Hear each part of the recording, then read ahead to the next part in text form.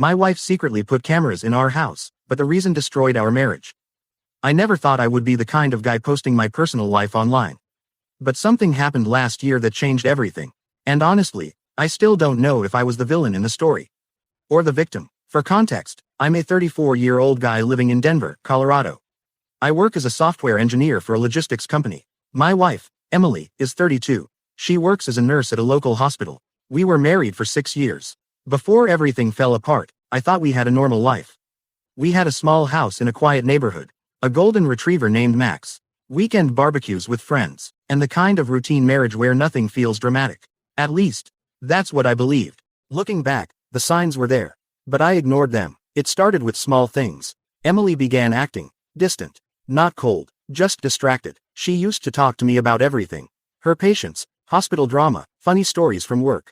But slowly, those conversations stopped. If I asked about her day, she would say, it was fine. Just fine. No details. No stories. At first I assumed she was just tired. Nursing is exhausting. 12-hour shifts, overnight rotations. I tried to be supportive. I cooked dinner more often. Walked Max so she could rest. But something felt off. And then there was the phone. Emily had never been secretive about her phone before. But suddenly it was always face down on the table. Always locked. Always within reach. If she left the room, the phone went with her. Even to the bathroom. Now I know what people are thinking. Dude, she was cheating. That's exactly what my best friend Jake said when I told him. Jake and I were sitting at a sports bar watching the Broncos lose another depressing game. He took a sip of beer and said, "Man, I'm telling you. That's classic cheating behavior." I didn't want to believe it. Emily wasn't that kind of person. At least, I didn't think she was. So instead of accusing her, I tried talking to her. One night after dinner I said, "Hey, you seemed kind of stressed lately. Is everything okay?" She paused, just for a second. Then she smiled. "Yeah, work has just been crazy." That was it. Conversation over. But things kept getting stranger. A few weeks later, I noticed something weird in the living room. There was a small black object on the bookshelf. At first I thought it was some kind of charger. But when I looked closer, it looked like a tiny camera. I picked it up and turned it around. Sure enough, lens, microphone hole, the kind of device you see in spy movies. My stomach dropped. I immediately thought someone had broken into our house. So I called Emily. "Hey, did you buy some kind of security camera?" There was a pause. Then she said, "Oh, yeah." Just like that. "Oh yeah." No explanation. No big deal, she added. "It's just a home security thing." I asked, "Why didn't you tell me?" She said, "I forgot." Forgot. Who installs cameras in their house and forgets to mention it to their husband? Still, I let it go. I told myself she probably just wanted extra security. But the next day, something happened that made everything worse. I was cleaning the kitchen when I noticed another camera. This one was inside a smoke detector. I almost dropped the chair I was standing on. 2 cameras, hidden. That's when my brain started racing.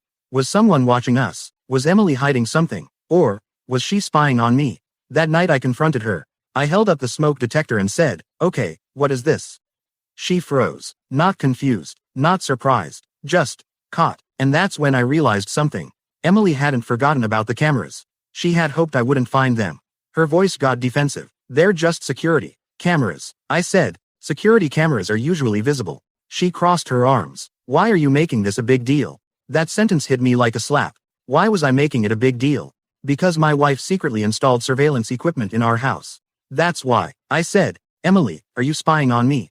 Her face turned red, and then she said something I will never forget. She said, "Well, maybe if you weren't acting suspicious, I wouldn't need to." I stared at her, completely stunned. Suspicious? I go to work and come home. She shook her head. "You've been distant for months." I laughed, not because it was funny.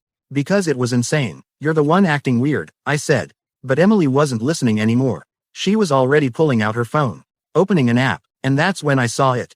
Live camera feeds. Our living room, our kitchen, our hallway. She had been watching the house. Watching me, for weeks. And then she said something that changed everything. "I know about her." 3 words. I know about her. I felt my stomach drop. Because the crazy thing was, I had absolutely no idea who she was talking about. And that's when Emily showed me the video that almost destroyed my life. I stared at Emily's phone while she held it in front of me. The screen showed a paused video from one of the cameras. It was the living room camera. The timestamp said it was from 3 days ago. Emily looked at me with a cold expression. "Go ahead," she said. "Watch it." My heart was pounding. I honestly had no idea what she thought she had caught me doing. I pressed play. The video started. It showed the living room around 2:15 in the afternoon. I wasn't home yet. I usually got back around 6. The house was quiet. Then the front door opened.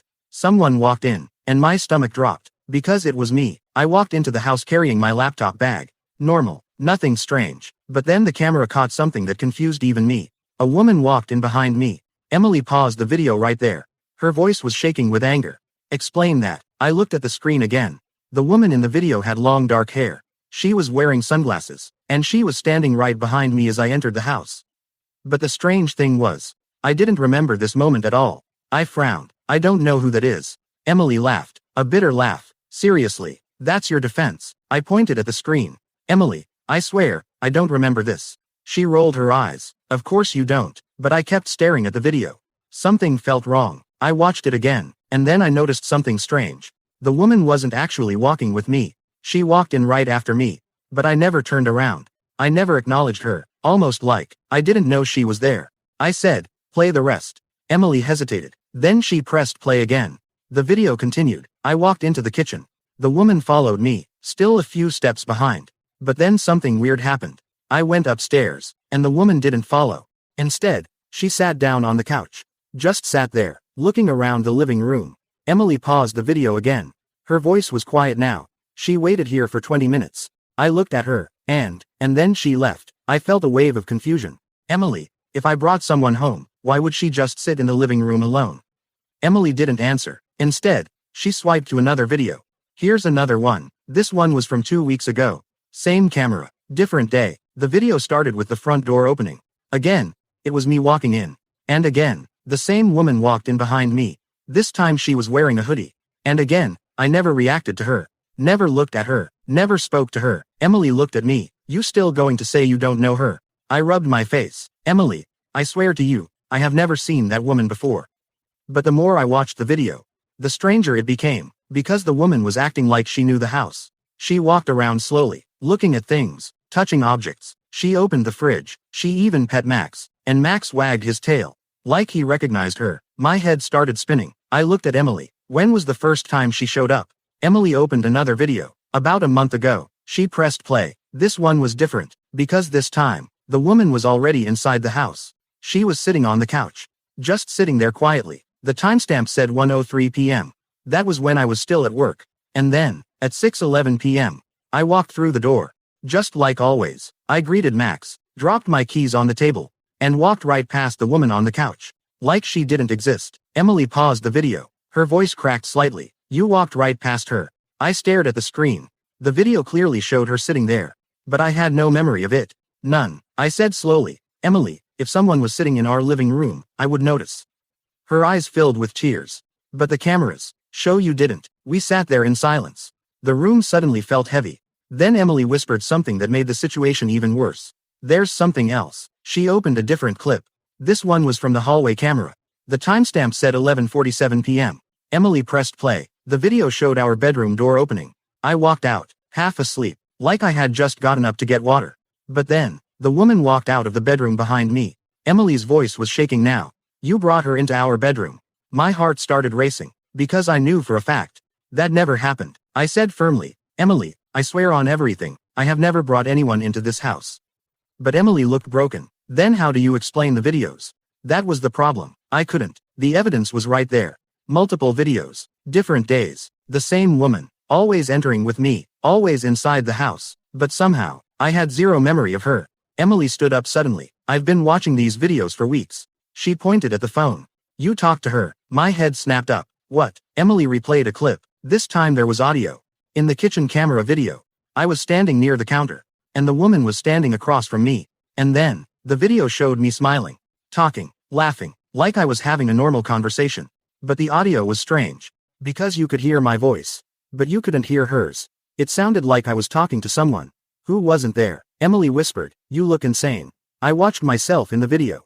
Laughing, answering questions, reacting to someone. But from the camera's perspective, I was talking to empty air. Emily turned to me slowly. Her face pale. So tell me, are you cheating on me? Or are you losing your mind? I didn't know which answer was worse. But deep down, something terrifying started creeping into my thoughts. Because if I wasn't cheating, and if that woman really wasn't there, then the videos meant something much worse. And I had a horrible feeling that Emily was about to show me the clip that proved it. I couldn't stop staring at the video. It was me, standing in my own kitchen, talking, laughing, reacting like someone was standing right in front of me. But from the camera's view, there was no one there. Emily crossed her arms. Her eyes were red from crying. "Do you see it now?" she asked quietly. I didn't answer, because I didn't know what to say. My brain was trying to process two completely different realities. Reality number 1, my wife thought I was cheating on her. Reality number 2, the cameras showed me talking to someone that didn't exist. Neither option made sense. I rubbed my forehead. "Emily, when did you start noticing this?" She sat down on the couch. Her voice sounded exhausted. "About 6 weeks ago." I felt my stomach tighten. "That long?" She nodded slowly. "I thought you were cheating." I sighed. "I can't even blame you for that." She looked at the phone again. At first I only saw the woman. I frowned. "What do you mean?" Emily took a deep breath.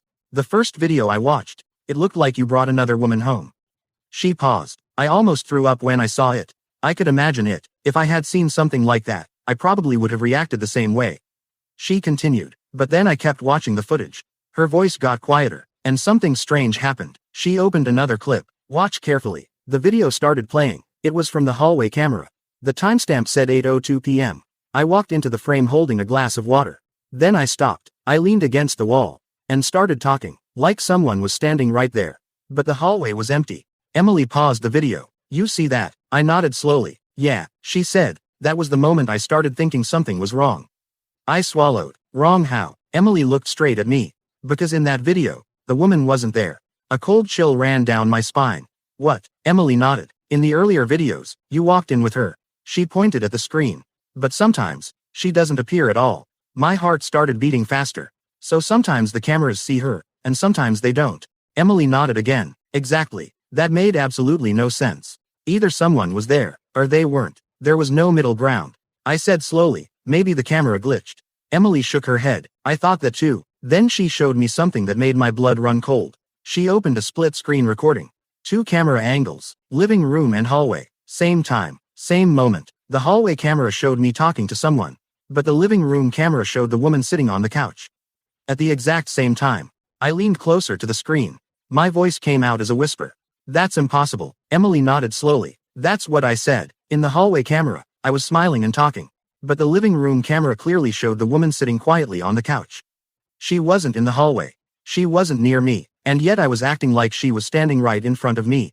My hands started shaking. "Emily, did you check the timestamps?" She sighed. "I checked everything. The clocks are synced. The cameras are working. The footage is real." The room felt suddenly very quiet.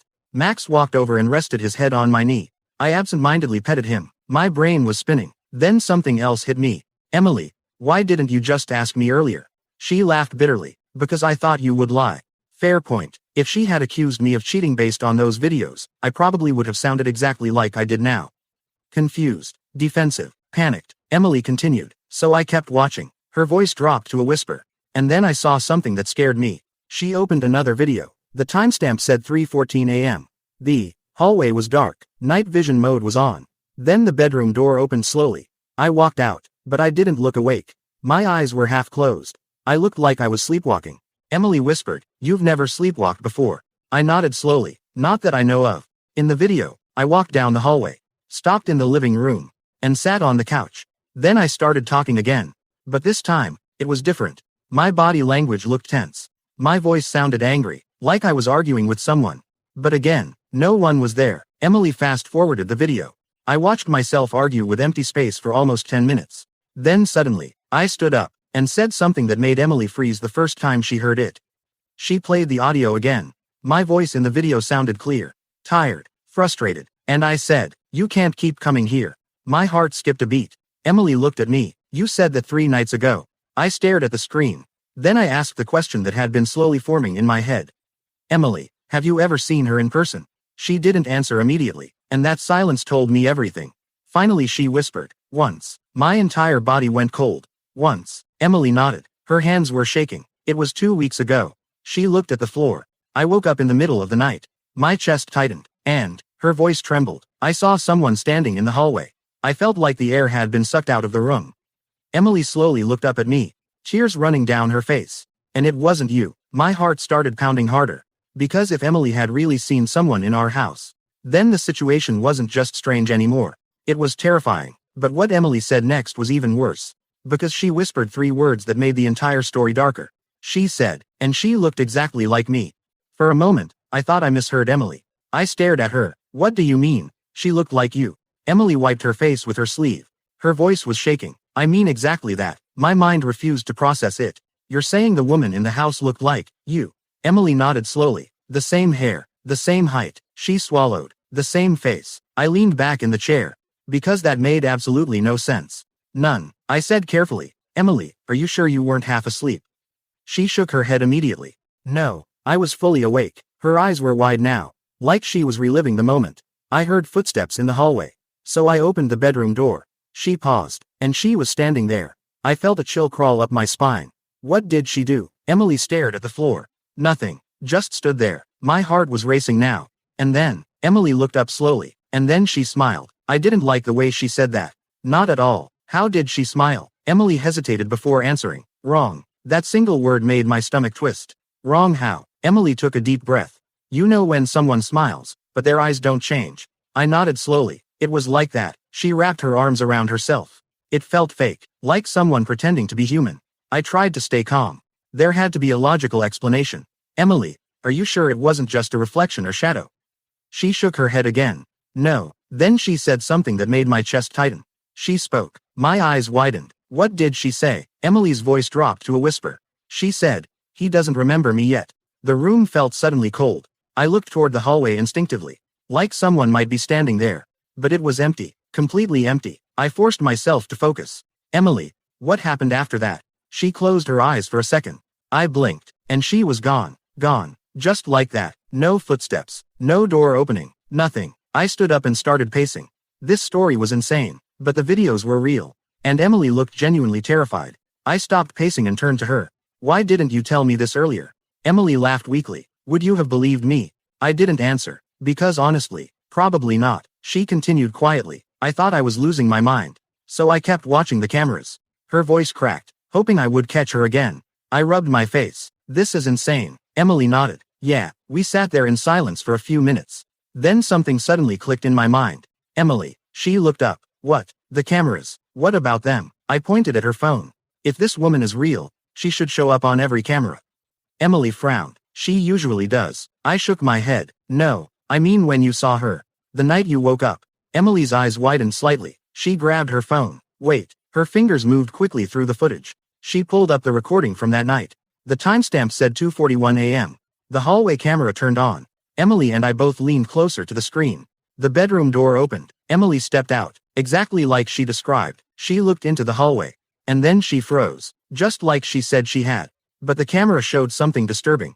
The hallway was empty, completely empty. Emily whispered, no. She replayed the clip, again, and again, but every time it showed the same thing. Emily standing in the hallway, staring at nothing. Her voice started shaking. She was right there. I believed her, not because I saw it, but because her reaction in the video looked real. Pure fear. Then the video continued. Emily slowly backed into the bedroom and closed the door. We sat in silence again. Then I noticed something. Wait. Emily looked at me. What? I pointed at the bottom corner of the screen. Look at the living room camera. She switched to it, and that's when we saw something that made both of us freeze. Because the living room camera had captured the same moment. Same time. Same night. But this time, someone was standing in the hallway. The woman. She was facing the bedroom door. Perfectly still, watching. My chest felt tight. Emily. Her voice trembled. I see her. The woman looked exactly like Emily. Same hair. Same face. But something about her expression was wrong. Her smile looked unnatural. Too wide. Almost stretched. Then suddenly, the woman turned her head. Slowly. Directly toward the camera. Like she knew she was being watched. Emily gasped. The woman's eyes looked completely black in the night vision. Then the woman leaned closer to the hallway camera. Her face filling the screen. And her lips moved. No sound came through the recording. But we could clearly read the words. She said, he still doesn't remember. The screen suddenly glitched. The video froze. And the recording ended. Emily's hands were shaking violently now. I could feel my own heart pounding. But the worst part wasn't the video.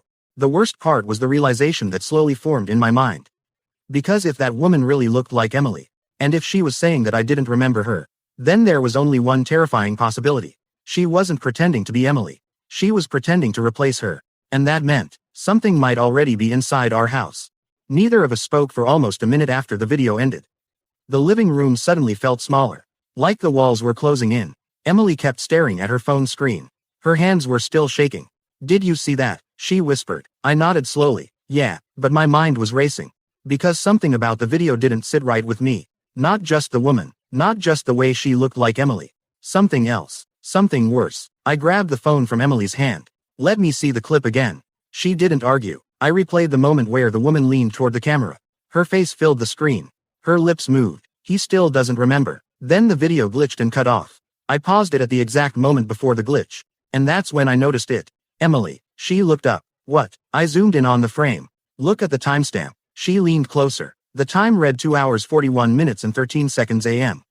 I scrubbed forward. The video ended at 2 hours 41 minutes and 13 seconds AM. Emily frowned. "What's wrong with that?" My voice felt tight. The video didn't end. She blinked. "What?" I pointed at the duration. "The clip should keep recording." Emily stared at the screen. Then her eyes widened. "Oh my God." The recording didn't stop. It cut. Like someone manually shut it off. But neither of us had touched the system. Emily whispered, "That's not possible." I opened the camera app settings. Every camera was set to continuous recording, which meant the footage shouldn't randomly stop, unless someone turned it off, or someone tampered with the camera. Emily looked toward the hallway. Slowly, my heart started beating faster. Because we both had the same thought. What if she was still here? I stood up. "Stay here." Emily grabbed my arm immediately. "Don't go alone." I tried to sound confident. "It's probably nothing." But honestly, I didn't believe that. We walked into the hallway together. The house was quiet. Too quiet. Max followed behind us, his nails clicking softly on the wooden floor. The hallway looked completely normal. No one was there. No strange shadows. No movement. Emily let out a slow breath. Maybe she left. But then Max suddenly stopped walking. He started staring down the hallway. His ears perked up, and then he growled. I had never heard him growl like that before. Not at strangers. Not at delivery drivers. Never. Emily whispered, "Max." The dog slowly backed up. His tail lowered. He kept staring at the same spot. Right near the bathroom door. But there was nothing there. At least, nothing we could see. I walked forward carefully. My heart was pounding in my chest. Each step felt heavy. I reached the bathroom door. And pushed it open. The light flickered on. Empty. No one inside. I exhaled slowly. See, nothing. But then Emily said something behind me. Her voice sounded tight. "Look at the mirror." I turned around. At first I didn't see anything strange. Just my reflection. Emily standing behind me. The hallway behind her. Then Emily slowly raised her hand. And pointed at something. In the reflection. I looked again. And that's when I saw it. Behind us. In the hallway reflection. There was someone standing there. A woman. My heart slammed against my ribs. I spun around immediately. The hallway was empty. Completely empty. But the mirror still showed her. Standing behind us. Emily gasped. Oh my God. The woman looked exactly like her. Same face. Same hair. But her expression was wrong. Her smile was stretched too wide. Like someone forcing it. And then the reflection woman slowly raised her hand. And waved. Emily screamed. I grabbed her and pulled her away from the bathroom. My brain was screaming that something was very wrong. Because the mirror still showed the woman standing there. Even after we moved away. And then suddenly, the hallway lights flickered. Once. Twice. Then went out. The house fell into darkness. Emily grabbed my arm tightly. What's happening? I pulled out my phone and turned on the flashlight. The beam cut through the darkness. The hallway was empty again. No woman. No reflection. Nothing. Emily was breathing fast now. We need to leave. For the first time that night. I agreed with her. Yeah. We grabbed our keys and rushed toward the front door. Max followed right behind us. But just as I reached for the door handle, something behind us made my entire body freeze. A voice. Soft. Right behind my ear. It sounded exactly like Emily. But colder. Whispering. You're not supposed to leave yet. Emily's grip on my arm tightened. I heard that too. Slowly. We turned around. And standing at the end of the hallway. Was Emily. But Emily was also standing right next to me. Two Emilys. One beside me. And one at the end of the hall. The second one smiled. That same unnatural smile. And said something that made my blood run cold. Soon he'll remember everything. I felt Emily's hand gripping my arm so tightly that it almost hurt. But I couldn't move. I couldn't breathe. Because standing at the end of the hallway. Was Emily. Except Emily was also standing right beside me. Two of them. Same face. Same hair. Same clothes. But the one at the end of the hallway looked wrong. Her smile was stretched too wide. Her eyes didn't blink. Emily whispered beside me, her voice shaking. That's not me. I nodded slowly. I know. But the other Emily tilted her head. like she was studying us. Then she started walking toward us. Slow, calm, each step quiet against the floor. My heart was pounding so hard I could hear it in my ears. Emily whispered, "Don't let her get close." I grabbed the nearest thing I could find. A wooden chair from the dining table. Not exactly a weapon, but it was something. The second Emily stopped about 10 feet away. She smiled wider. "You're afraid of me now." Her voice sounded almost identical to my wife's. But there was something hollow in it. Something fake. Emily yelled, "Stay away from us." The other Emily laughed softly. "You always were dramatic." My brain struggled to process what was happening. Finally I forced myself to speak. "Who are you?" The woman looked directly at me, and her smile slowly faded. Her voice became softer. "Do you really not remember me?" I felt a strange pressure in my head, like something was trying to push its way into my memory. "I've never seen you before," I said. The woman sighed. "That's what I was afraid of." Emily shouted, "Stop talking to him." But the woman ignored her. She kept staring at me. Then she said something that made my stomach twist. "We were together before her." I froze. "What?" Emily looked at me in shock. "What is she talking about?" I shook my head immediately. "I don't know." But the woman slowly walked closer. "You do know." Her voice became softer. "You just forgot." My head suddenly started hurting. A sharp pain behind my eyes. Like a migraine. I grabbed my forehead. "Stop." Emily held my shoulder. "What's wrong?" The woman's smile returned. "See, it's coming back." I felt flashes of something. Images. Memories. But they were blurry. A park bench. A girl laughing. Someone holding my hand. My breathing became heavier. Emily looked terrified. "What's happening to you?" The second Emily whispered gently. "He's remembering." My head felt like it was splitting open. More flashes appeared in my mind. A road. Rain. A car. Screeching tires. Glass breaking. Then everything went dark. I suddenly staggered backward. Emily caught me before I fell. "Hey, stay with me." But my eyes were locked on the woman in the hallway. Because something in my mind had just shifted. A name suddenly appeared in my thoughts. A name I hadn't thought about in years. "Sarah," I whispered. The woman's smile grew softer. Finally, Emily looked between us. "Who is Sarah?" My heart was racing now. Because the memories were slowly coming back. Sarah, my ex-girlfriend from college. We had dated for almost 3 years. Before I met Emily. But the relationship had ended suddenly. Violently. There had been an accident. A car accident. Emily grabbed my arm. "Tell me what's going on." But the woman answered for me. "He remembers the accident now." Emily looked at me in confusion. "What accident?" My voice trembled. "The night she died." The room went completely silent. Emily stared at me. "You never told me about that." I felt sick to my stomach. Because I didn't remember. The second Emily, or Sarah, tilted her head slightly. "You tried very hard to forget." My breathing became uneven. "I didn't kill you." Sarah's expression darkened slightly. "You were driving." Emily looked horrified. "You were in a fatal accident." I nodded slowly. "The doctors said I had a concussion. They said memory loss was normal." Sarah's smile became sad. "But you didn't just forget the accident. You forgot me." Emily looked between us again. "But why are you here?" Sarah slowly took another step closer. "Because he wasn't supposed to forget." My heart skipped a beat. "What does that mean?" Sarah looked directly into my eyes. Her voice became colder. "You promised you'd never leave me." Emily grabbed my arm again. "This is insane." But Sarah shook her head. "No." Her voice dropped into a whisper.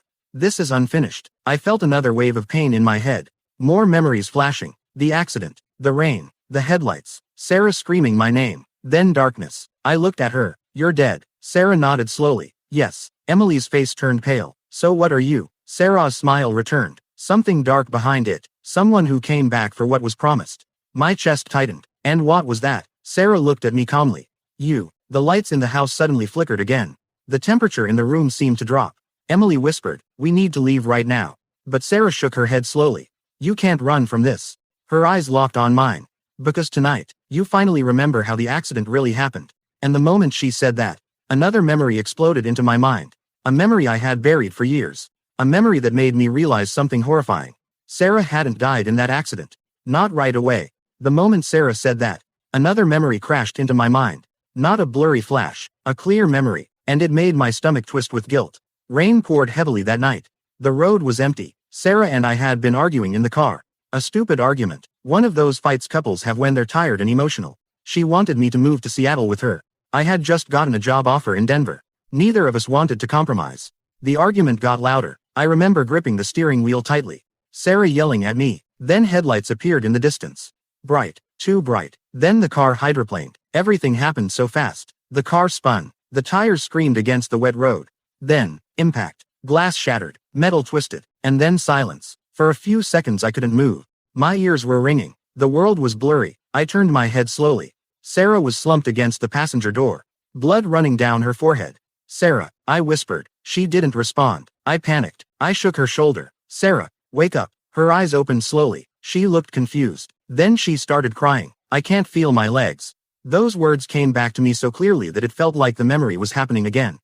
My chest tightened. I looked at her in the present, standing in my hallway. "You were alive," I whispered. Sarah nodded. "Yes." Emily stood beside me, completely frozen. "So, what happened?" she asked quietly. My throat felt dry. I got out of the car. Another piece of memory came rushing back. The rain, the smell of gasoline, the sound of distant traffic. I had stumbled out of the driver's seat, my head spinning. My phone had been shattered during the crash. Sarah had been crying inside the car, calling my name. "Don't leave me." I remember standing outside in the rain, looking at the damaged car, smoke rising from the engine. I thought the car might explode. And that's when fear took control of me. Not fear for Sarah, fear for myself. I ran, I whispered. Emily's eyes widened. "You what?" My voice shook. I thought the car was going to explode. Sarah's expression became colder. "You didn't even try to help me." My chest felt tight. I called 911 once I reached the highway. Sarah laughed bitterly. "You called 20 minutes later." Emily looked horrified. 20 minutes. I felt sick. I was scared. Sarah's voice was sharp now. "You left me trapped in a wrecked car, in the rain, with broken legs." Emily stepped away from me slightly, like she was seeing me differently now. Sarah continued quietly. "Do you know what I did while you were gone?" I couldn't look at her. "No." She smiled again, but this time the smile looked sad. "I waited, because I thought you would come back." Emily whispered. "Oh my God." Sarah's voice became colder. "But you never did." My stomach twisted. "I thought the ambulance would reach you faster if I ran to the highway." Sarah shook her head slowly. "That's what you told the police. And eventually, that's what you convinced yourself." My heart was pounding now. Because deep down, I knew she was right. Running had been easier. Easier than going back. Easier than facing what had happened. Sarah looked directly into my eyes. "Do you remember the last thing I said before you ran?" I closed my eyes, and the memory came back instantly. Sarah grabbing my hand, her voice weak. "Please don't leave me," I whispered. "You asked me to stay." Sarah nodded. "And you promised." Emily looked at me in disbelief. "You promised her." My voice cracked. "I said I would be right back." Sarah smiled sadly. "But you weren't." Silence filled the house. Then Sarah stepped closer, only a few feet away now. "You buried that memory. You buried me, and then you built a new life." Her eyes slowly shifted toward Emily, without even telling her the truth. Emily's voice trembled. "You never told me you left someone to die." I couldn't answer, because there was nothing I could say. Sarah looked back at me. "And now you remember." The lights flickered again. Emily grabbed my arm. "What does she want?" Sarah answered calmly. "Closure." I swallowed. "What does that mean?" Sarah took one final step forward. Now she stood directly in front of me, her face inches from mine. "You promised you wouldn't leave me." Her voice became softer. "But you did." My heart was racing. "So what happens now?" Sarah studied my face. For a long moment she said nothing. Then she sighed. "I just needed you to remember." The tension in the room suddenly shifted. The air felt lighter. Sarah stepped back slowly. Emily looked confused. "That's it." Sarah nodded. "Guilt fades when the truth is forgotten."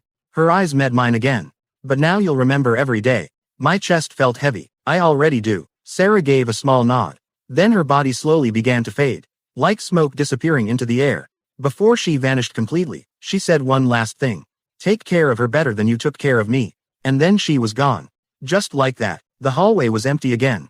The lights stopped flickering. The house was quiet. Emily and I stood there in silence. Max slowly walked down the hallway and sniffed the air. Then he relaxed, like whatever had been there was truly gone. But the damage wasn't over. Emily slowly turned toward me. Her face looked pale. "You left her." I opened my mouth, but no words came out.